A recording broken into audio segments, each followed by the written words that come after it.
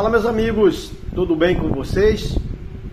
Bem, passando aqui para fazer um comentário, tentar ser o mais breve possível, mas é difícil falar sobre o Sport Clube Bahia nesse momento de oscilação, talvez o momento mais difícil da era Ceni, no comando técnico da equipe, mas, sobretudo, a gente ouve muita coisa na internet, né, nas redes sociais, a torcida se manifestando, e tem todo o direito e com muita propriedade de se manifestar, e a crônica esportiva literalmente emitindo as suas opiniões, que também são muito válidas, diga-se de passagem. Sem querer ser o pai da matéria, evidentemente, mas quando foi noticiada a venda, né, a instalação ou a instauração da SAF do Sport Clube Bahia, e muita gente empolgada com aquela situação, inclusive eu achei que seria, ainda continuo acreditando, né? Mas eu sempre fui muito prudente nos meus comentários, e lá atrás eu sempre emiti a opinião de que era necessário esperar o tempo para ver como seria, né, na prática aquilo que estava sendo divulgado e propagado, né, nas entrevistas, nas reportagens, nas matérias sobre esse modelo de gestão que estava acontecendo, que estava mudando a história do Sport Clube Bahia. Pois bem, temos aí 2-3 anos de SAF e a gente percebe que alguns posicionamentos e algumas decisões, elas foram tomadas de uma maneira equivocadas e que cabe ainda, obviamente, né, um acerto de trajetória, né? Colocar o trem nos trilhos novamente, né? Trazendo para uma linguagem mais popular. Se a gente for analisar o resultado esportivo dentro do campo, a gente vai perceber que tudo isso decorre de um erro de planejamento, de um erro de observações, e o que é inadmissível é um grupo que tem a expertise do Grupo City, com tantas movimentações no mercado do futebol mundial, com tantos clubes, gerenciando tantos clubes, ainda, no nosso entendimento, não ter percebido, sentido e até mesmo entendido a realidade do futebol brasileiro e a realidade do Sport Clube Bahia e de sua imensa torcida. Eu acho que falta aí uma conexão, está faltando uma conexão dos gestores da SAF do Bahia com a história do Bahia, a identificação do Grupo City com a história do Bahia. E isso acaba repercutindo no modelo de gestão. Ou seja, existe um planejamento, e eu também sou um apoiador, né? Eu acho que tudo tem que ser planejado mesmo, mas quando a gente observa que o planejamento segue um padrão, e esse padrão é que destoa da nossa realidade. Eu acho que o Grupo City está criando nesse momento, os gestores da SAF do Bahia, está criando nesse momento um distanciamento muito grande entre o seu maior patrimônio, que é a sua torcida, né? Eu não estou falando aqui de questões financeiras, eu estou falando dessa identificação e da história do Sport Clube Bahia, o que representa o Bahia para o futebol brasileiro e para o Nordeste brasileiro e para a torcida do Bahia, obviamente, né? Então, uma estrutura gigantesca que tem os gestores do Grupo City, né? Existe um departamento de scout no clube, no Sport Clube Bahia. E aí a gente vai justamente meter o dedo nessa ferida. Por que um departamento especializado como um departamento de scout não consegue fazer uma prospecção a nível mundial? Eu falo a nível mundial porque o Grupo City é um grupo a nível mundial. Então, por que não fazer um scout a nível mundial de jogadores que são importantes e que podem, dentro daquele perfil, serem úteis e serem contratados para que o Bahia possa ter o resultado esportivo e ter o desempenho dentro de campo?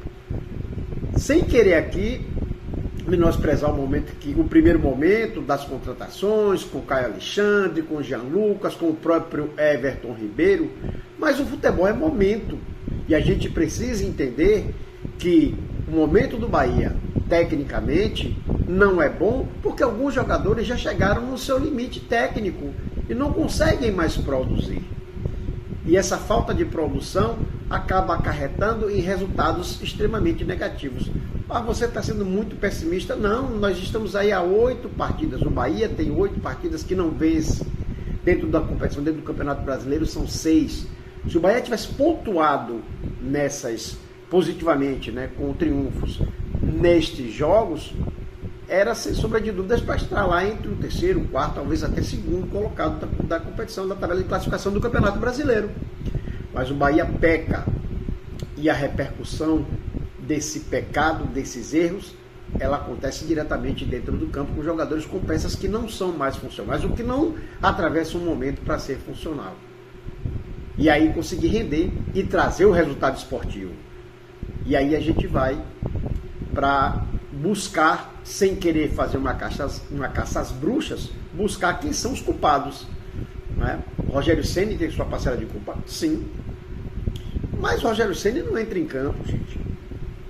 O pecado de Rogério Ceni é o seu pragmatismo.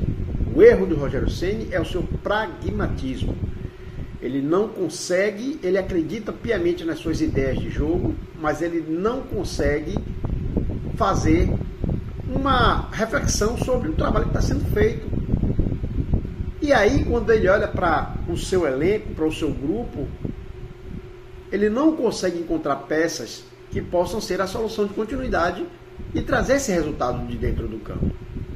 E aí, o Bahia entra nessa espiral de queda, descendo literalmente a ladeira,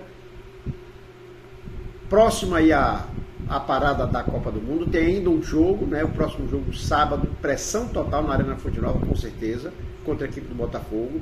E o Bahia precisa urgentemente, pelo menos, juntar os cacos nesse momento, porque é um time fragmentado, para poder tentar trazer uma resposta positiva dentro do campo e tentar vencer a equipe do Botafogo. Esse distanciamento na tabela começa a preocupar. O Bahia caiu, hoje ocupa a 8ª posição do Campeonato Brasileiro.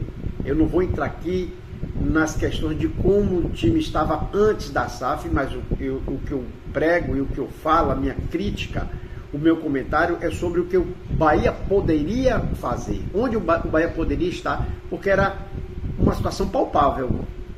Mas isso não acontece por falha de planejamento, por falha de execução. O Bahia tem um diretor de futebol, Rodrigo Santoro, que me parece uma peça meramente decorativa. Não aparece para entrevistas. Quando vai para alguma entrevista é com pauta pronta, né? Existem rumores, existem conversas nos bastidores de que quando a entrevista vai ser marcada é avisado quais são os tipos de perguntas que podem ser feitas, e não é isso que o torcedor espera. O torcedor quer respostas, porque, volto a dizer, o torcedor é o maior patrimônio desse clube. Não estou falando da questão financeira, novamente vou pontuar isso. Então, o que a gente espera minimamente dos gestores da SAF do Bahia é que eles tenham um entendimento da representatividade desse clube dentro do futebol brasileiro. E lá atrás foi dito que o Bahia seria o segundo investimento, a segunda equipe com maior investimento, só perdendo para o Grupo City, para o Manchester City, perdão. Mas até agora, né, não houve uma correção de rota e o time simplesmente, além de não ter o resultado esportivo, cai tecnicamente. Volto a dizer, jogadores do Sub-20, como o próprio Del, não são aproveitados. Não é que o Del tem que ser titular, mas é preciso que esses jogadores eles possam também fazer parte do elenco, estar ali, entrando, substituindo, para pegar a chamada milhagem, a rodagem de campo, e trazer assim, começar a trazer performance e ajudar nos resultados. Então são situações que precisam ser revistas urgentemente.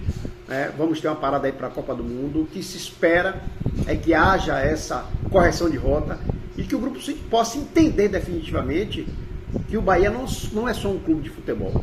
O Bahia é uma cultura. O Bahia faz parte da cultura do brasileiro, do nordestino, principalmente dos seus torcedores. Então o que a gente espera é isso. Esperamos já, apesar das dificuldades, né, que são inerentes às questões operacionais, com jogadores lesionados, com jogadores suspensos por cartão, como será o caso do Acevedo, que vai fazer falta nesse momento. O João Paulo aí pode ser mantido, provavelmente será mantido como goleiro titular, né, diante da lesão das lesões, né? O Ronaldo já está voltando, já está treinando, mas creio que ainda não está apto. A gente vai, hoje é quarta-feira, de repente surge alguma novidade com relação ao gol. O Marcos Felipe está voltando, ele que é odiado por metade da torcida do Bahia e tem um certo apoio de uma outra parte da torcida, é muito contestado, né? E pode acontecer aí essa tentativa de mudanças. Agora, me parece também que o Rogério Ceni, ele está meio que perdido, sem saber como extrair coisas boas desse elenco. Então vamos acompanhar, vamos sobretudo torcer para que o Bahia esteja bem, porque o Bahia estando bem, o futebol da Bahia está bem, as equipes da Bahia estando bem, obviamente, né, o Nordeste está bem representado, e nós temos aqui os 2 maiores clubes do estado, e o Bahia é um desses maiores clubes, e precisa urgentemente voltar a locomotiva para os trilhos, mas isso perpassa, sobretudo, aí de ações e atitudes que vêm de cima, da cúpula, dos gestores da SAF. Se o Rogério Ceni vai permanecer ou não, eu não sei, mas acredito que vai, porque o que se sabe é que o Grupo City faz avaliação de performance pela temporada. Se for pela temporada e se for realmente isso, no final do ano o Rogério Ceni deve estar demitido, a menos que haja uma reviravolta muito grande nesse segundo turno e que o Bahia possa voltar aos trilhos e aí, quem sabe, voltar para uma competição como a Libertadores da América ou uma Sul-Americana, mas o desgaste realmente está muito grande e a gente espera que as coisas possam acontecer da melhor maneira possível para o Sport Clube Bahia.